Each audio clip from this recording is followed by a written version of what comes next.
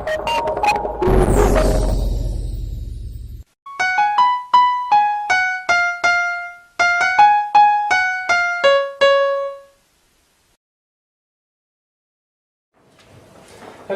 good job. Really good job. You had a purpose in your project to guide us straight to some certain conclusion, and you did this. For the very beginning, to begin my field evaluation, just two negative notes, which are actually surprising for me.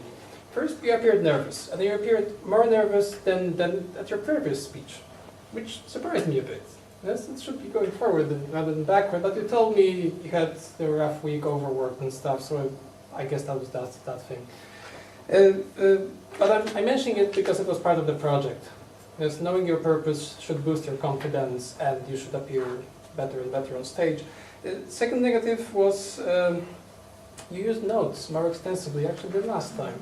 The last time you had these very small cards which were just barely visible, and you were just switching them and kept talking. That was actually better usage of notes.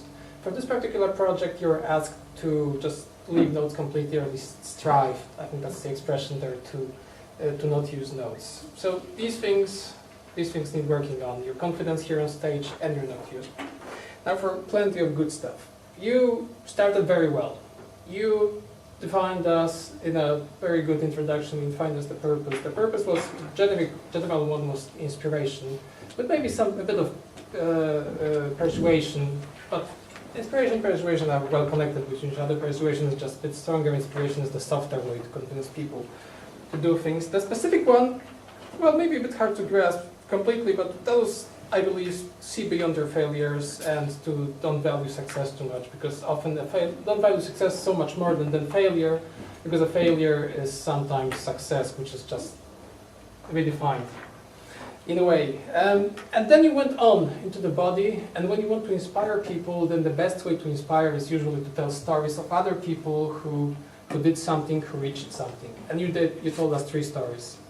You told us 3 stories, all of them fit very well. You started with Van Gogh, and I didn't know about his previous paintings, something that I learned here. You told about Edison, who is always seen as the achiever who had these multiple patents. We don't hear so much about his failures. You told us about those as well. And then you went on to Henry Ford, who actually gets mentioned a lot when you talk about success in a lot of speeches and books and things. But you also made a twist on this. So you spoke about his actual failures. Here I have a small remark. You started saying that he obviously made cars, and you just made this remark that driving a car is bad, and you find it this way. No, that's tiny, but I know quite a few people who love cars, who just love driving cars. I got a few colleagues at work who just talk about nothing else than cars, maybe sometimes about going to the gym as well. And if you want to reach as many people as possible, you should stay very much on the topic. Because this was not connected really to the topic whether driving cars is good or bad, and you might have lost a few people here whom you otherwise would convince very well. So overall, a very easy path to follow, and each of the story was connected to the topic and was reinforcing us in the belief you wanted to say. And then you presented your summary, which basically reiterated what you said. You told us what to do next: go, fail, and so succeed.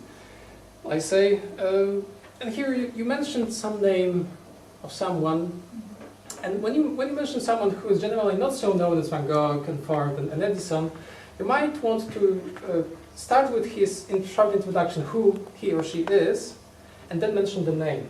Because if someone doesn't know it, you first mention the name, and then people are like, okay, who's that? And then they start listening to what you're saying, who that person is, and by the time you're finished, they forgot the name. They can't really write it down anymore. By the time they would like actually to know the name, write it down. So if you start with the introduction, you make people interested in the name, you end with the name, then people know whether they're interested in that person, they can make notes and then look someone up on Google. I wouldn't be able right now because I just completely don't remember the name. I will see you with your next project. Congratulations.